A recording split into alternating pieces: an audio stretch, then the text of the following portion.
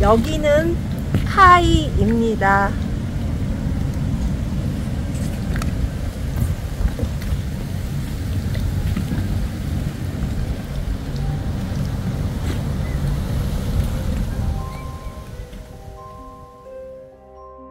책 한 권이 나왔는데 제목이 재미있고요. 내용을 보니 여러분들에게 한 번 정도 읽어드리면 어떨까 해서 기사를 한번 뽑아봤습니다.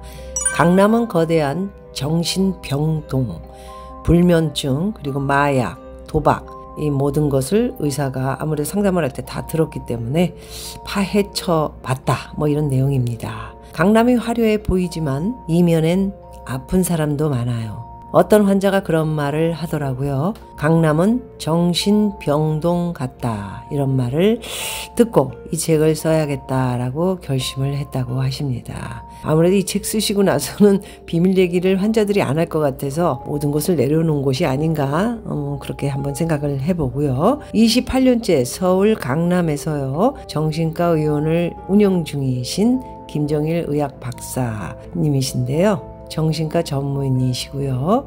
수많은 환자를 진료하며 느낀 점을 기록한 에세이라고 합니다. 강남은 거대한 정신병동이다. 김 박사는 95년도에 강남에서 정신과를 개업했는데 정말 많은 부자가 스스로 인생을 망치고 있었다며 대부분이 사람을 믿지 않고 돈만 쫓다 보니 관계 맺음을 어려워하는 것 같다라고 말씀을 하셨습니다.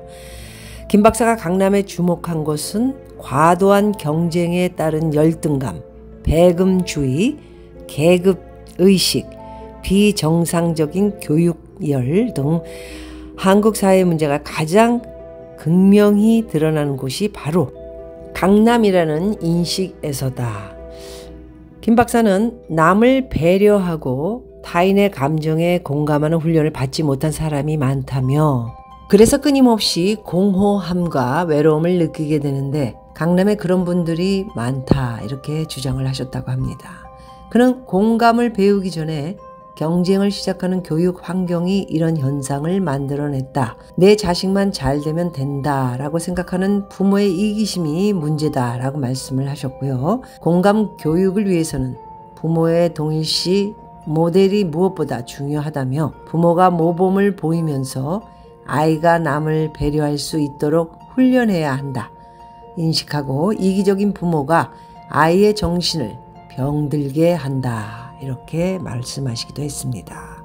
김 박사는 최근 심각한 사회 문제로 떠오른 마약 사범 증가는 공동체 해체와 관련이 있다고 보고 있습니다. 그는 소속감과 유대감을 추구하는 것이 인간의 본능인데 강남에서는 돈을 중심으로 관계를 형성하는 경우가 많다며 거기서 생기는 외로움을 해소하기 위해 도박이나 마약에 빠지는 경우도 자주 봤다. 또 다른 사회 문제인 운둔형 외톨이에 대해서는 히키코모리, 운둔형 외톨이죠. 밖에 나가면 누군가 자신을 공격할 것이라는 망상을 가진 이들이 많다며 정말로 그렇게 믿기 때문에 과잉 방어, 즉 공격 성향이 생기는 것이다 라고 설명했습니다. 강남형 정신병은 부에 뒤따르는 권태에서 시작된다는 설명도 곁들였는데요. 돈이 많으면 열심히 살 필요가 없잖아요. 인간은 한가로운 상태를 고통스럽게 여깁니다. 에너지가 남아돌면 말썽을 일으켜요. 극단적인 경우에는 마약에 손을 대고 도박을 시작한다는 것이죠. 김 박사에 따르면 강남에서 가장 흔한 정신병은 불면증이라고 합니다. 뭐 그냥 누우면 자는데 왜 그럴까요? 활동한 만큼 잠이 오는 건데, 그렇죠. 저는 아침 5시부터 활동을 해서 낮잠 뭐 어쩌다가 한 10분 정도 자고요. 나머지는 뭐 자지 않죠. 계속 신문 보고 뭐 하고 뭐 운동하고, 나갔다 와서는 또 체육관 가서 또 운동도 하고요. 또 차 마시고 또 신문 읽고 또 나가고요. 또 그다음에 점심 먹고 또 돌아다니다 또 들어와서 이제 살짝 슬림하게 뭘 먹고 그다음에 일찍 자지요. 그렇죠. 활동한 만큼 잠이 오는데 에너지가 소진되지 않으니 불면증이 온다. 이거는 정말 정답인 것 같습니다. 그는 불면증 때문에 프로포폴, 케타민 남용 문제가 생긴다. 불면증이 우울증으로 진행되는 경우도 많다. 이런 걸 안 겪어봐서 잘 모르겠습니다. 그렇군요. 진짜 활동해야 할 시간에 사람은 활동을 해야 됩니다. 집구석 앉아가지고 누워있으면 안 되고, 여러분들에게 계속 제가 말씀드리는 게 움직이셔야 됩니다 라고 말씀드렸죠. 뭐라도 하시고 뭐라도 움직이시고 뭐라도 하려고 노력을 하셔야 됩니다. 졸면서 책 펴놓고 좋으시면 됩니다. 앉아서요. 허리 피고요. 그래서 이렇게 불면증이 생기는 게 움직이지 않고 편한 것만, 돈이 많으니까 편한 것만 하고, 아줌마 이거 주세요, 이거 가져오세요, 저거 가져오세요. 이제 운전도 안 하겠죠. 누가 도와주는 사람이 있겠죠. 그러다 보니까 할 일 없고 프로포폴 맞고 케타민 뭐 이런 거 계속 남용 문제가 생긴다. 이런 이야기를 하고 계신 겁니다. 자, 이제 마지막 내용인데요. 굉장히 마음에 와닿는 그런 내용입니다. 우리가 부러워하는 것의 대부분은 허상이라는 메시지를 전달하기 위해 책을 썼다고 합니다. 정말 별별 사람을 다 인터뷰하시고 치료를 하셨겠지요.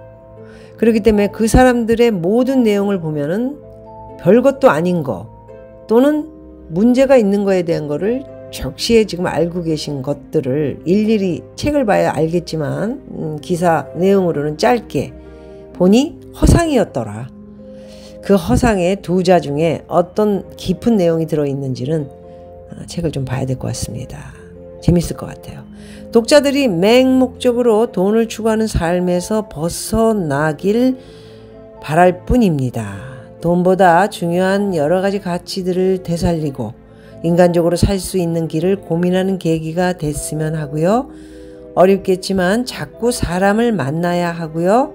특히 부모님들에게는 아이가 어릴 때 대인관계 연습을 많이 시켜야 한다는 말씀을 드리고 싶습니다. 라고 마지막 말씀을 하셨습니다.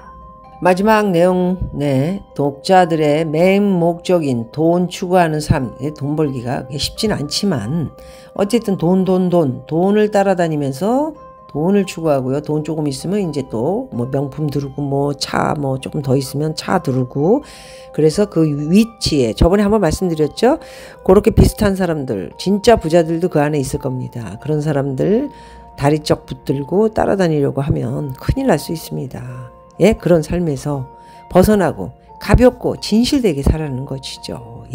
저처럼 그냥 뭐 조금 있으면 조금 있는 대로 아껴서 쓰면서 진실하고 거짓 없이, 그리고 남을 배려하는 생각, 사람들과 소통, 여러분들과 한 번이지만 소통하고요. 또 1년에 제가 또 나가면 여러 어마어마한 팀들을 저한테는 진짜 힘이 붙이는 일이지만 너무너무 보람이 있고요. 다른 세계에 계신 분들 만날 때마다 제가 만나 뵙고 제 집에 올라와서는 가끔 눈물도 이렇게 흘려지기도 하고요. 다시 세상을 산 듯한 그런 보람을 느끼는 그런 정말 좋은 시간들을 갖는 거 참 중요한 것 같습니다. 그래서 돈보다 중요한 것은 바로 가치를 되살리고요.